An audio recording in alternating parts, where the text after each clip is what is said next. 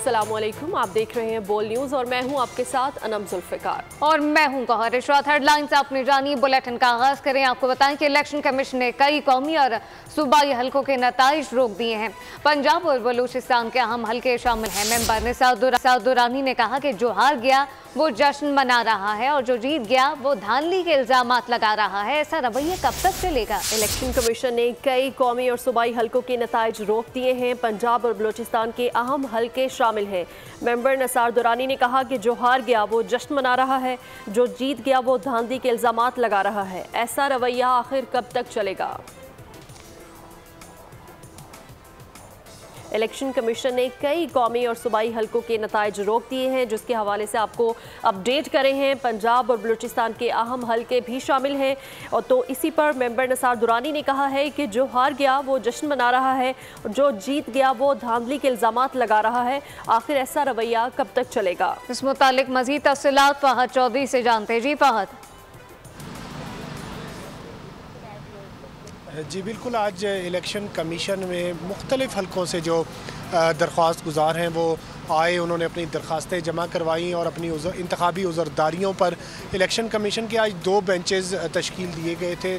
मजमूई तौर पर 67 दरख्वास्तों पर आज समाअत हुई और बेशतर हलकों में इलेक्शन कमीशन की जानिब से हुक्म दिया गया कि फॉर्म 49 का इजरा यानी हतमी नतीजे का इजरा रोक दिया जाए। मुतालिका रिटर्निंग अफसरान से रिपोर्ट्स तलब की गई और दरख्वास्त गुजारों के वकला को सुना गया इलेक्शन कमीशन की जानिब से। और साथ ही आज इलेक्शन कमीशन ने 3 जो इस्लामाबाद के हलके हैं उन पर उम्मीदवारों की कामयाबी का नोटिफिकेशन भी बाज़ाब्ता तौर पर जारी कर दिया है। फॉर्म 49 के इजरा के बाद इंतखाबी अखराजात की तफसील उम्मीदवार को जमा करवानी होती है और उसके बाद नोटिफिकेशन जारी किया जाता है।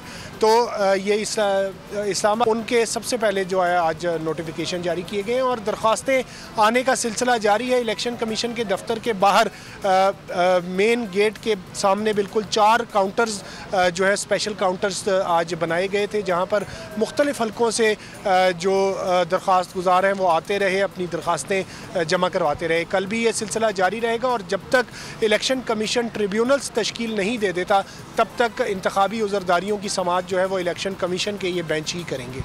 अच्छा फहद चौधरी, ये भी बताएगा कि आम इंतखाबात के बाद अब हुकूमत साजी के लिए जोड़ तोड़ और सियासी राब्तों का सिलसिला भी जारी है। इस बारे में मज़ीद क्या अपडेट्स है? इस बारे में इजलास भी बुलाया जा रहा है? जी देखिए, इंतखाबात तो हो गए और अब सबसे अहम मरहला उसके बाद हुकूमत साजी का है।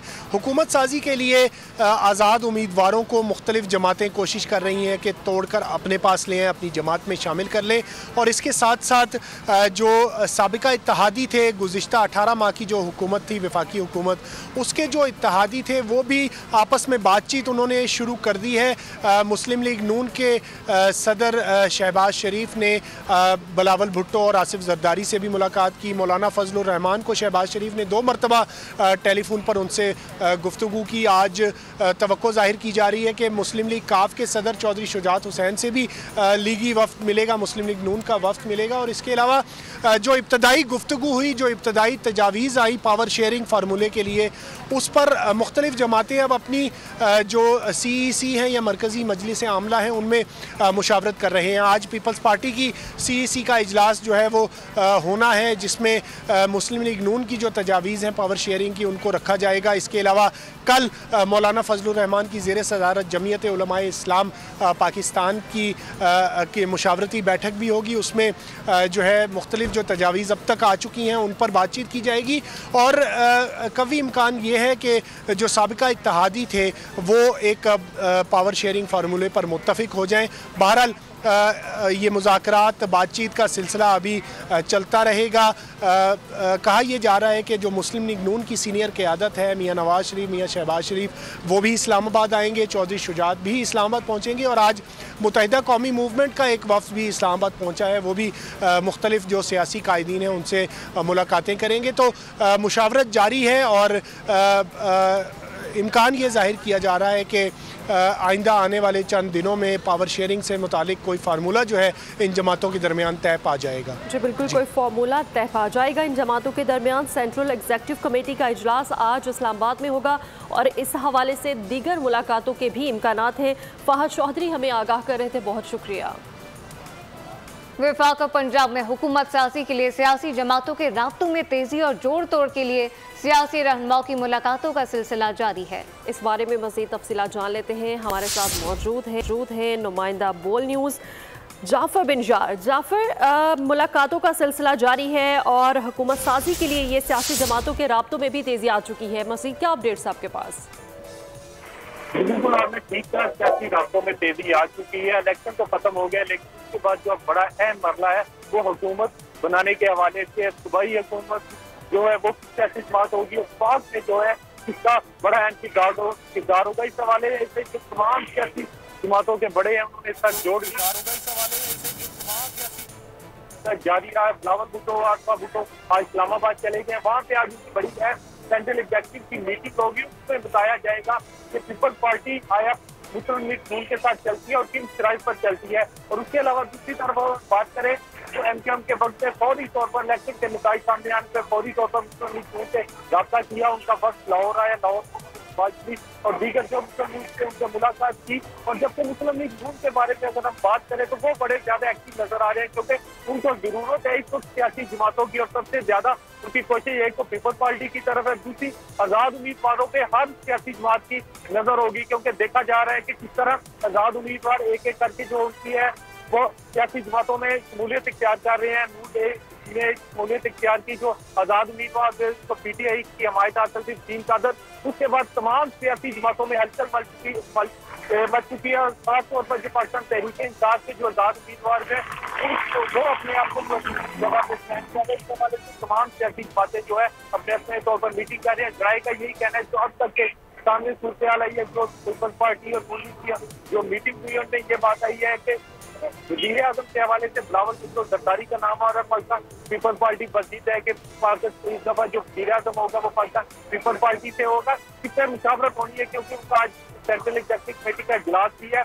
जबकि नून लीग की जानिब से ये बात सामने आई है कि पंजाब में मरियम नवाज का नाम बताओ वज़ीर आला आ रहा है। दूसरी जो सियासी जमातें होंगी जो उनके साथ पार्टनर होगी, उसमें काफ लीग है, पाकिस्तान पीपल्स पार्टी है, दीगर आजाद उम्मीदवार मुझे उनको किस तरह वजारतें दी जाएंगी। ये आइंदा चंद दिनों में तमाम चीजें ऐसा क्लियर हो जाएगी और जो है आइंदा चंद दिनों में हम देखेंगे कि इस्लामाबाद पर बहुत ज्यादा अहमियत हासिल हो जाएगी। इलेक्शन से फौरी बाद नवाज शरीफ और पीपल्स पार्टी की जानिब से लाहौर का भी किया गया, एमकेएम वाले भी लाहौर पर सबकी नजरें लाहौर पर थी, लेकिन अब तमाम नजरें जो इस्लामाबाद पर जम चुकी हैं और तमाम जो बड़ी जमातें हैं उनकी मीटिंग जो है इस्लामाबाद में होगी और उसके बाद लाए अमल अहम उमूर पर इजलास इस वक्त जारी है। जाफर बिन यार, आपका बहुत शुक्रिया।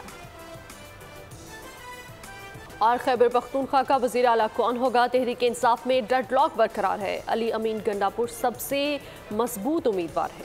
असद कैसर अपने भाई को वज़ीर आला बनाने की बात से हट गए। नामों पर इत्तेफाक ना हुआ तो प्लान बी के तहत वज़ीर आला का नाम सरप्राइज होगा।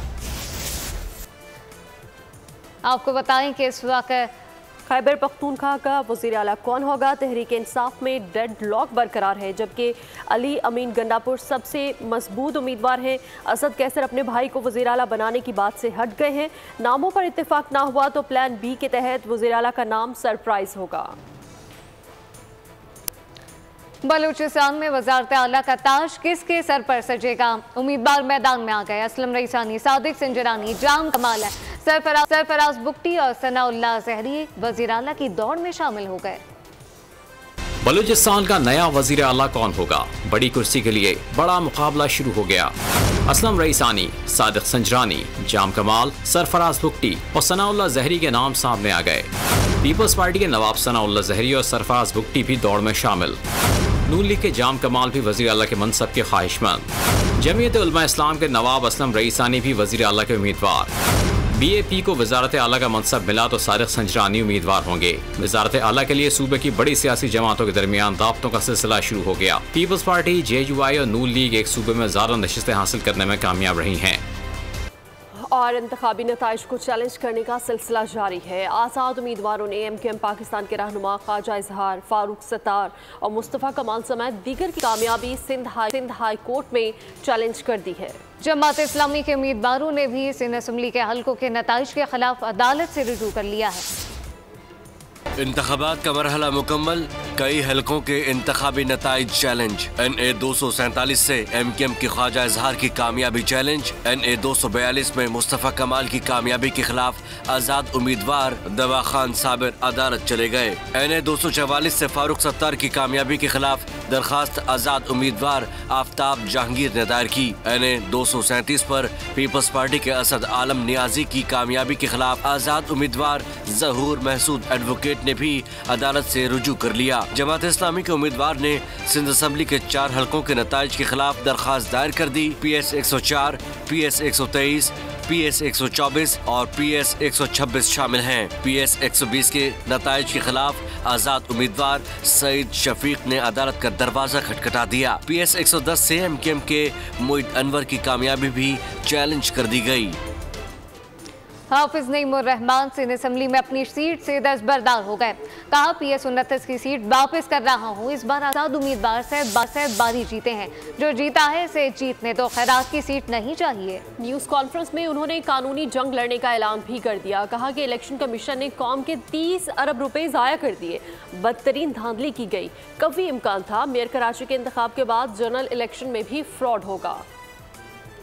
पर कही थी कि जमात इस्लामी को एक वोट भी इजाफी नहीं चाहिए, और जमात इस्लामी का अगर कोई एक वोट भी नाजायज तरीके से आएगा और हमें नाजायज तरीके से अगर कोई हमें लॉलीपॉप देके जिताना चाहेगा तो हम वो कबूल नहीं करेंगे। मेरी सीट पे जो PS 129 है उस पे मेरे वोट शो किए गए फॉर्म 47 जो इलेक्शन कमीशन ने जारी किया वो शो किए गए हैं 26,000, जबकि एक्चुअली मुझे 30,464 वोट मिले हैं, लेकिन मुझसे ज्यादा वोट आजाद उम्मीदवार जो PTI के उनको मिले। और मैं इतना ज़र्फ रखता हूं कि मैं इस बात का ऐलान करता हूं कि PTI वहां पर उसका हिमायत याफ्ता आजाद कैंडिडेट जीता है और मैं इस सीट को अवेल नहीं करूंगा।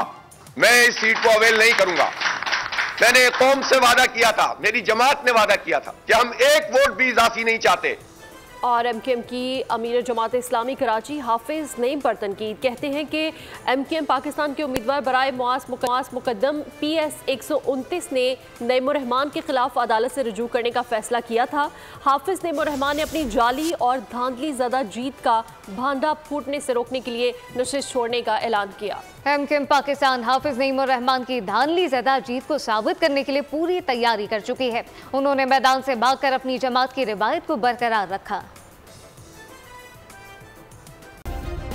सब्सक्राइब करें और बेल दबाएं ताकि कोई खबर रह न जाए।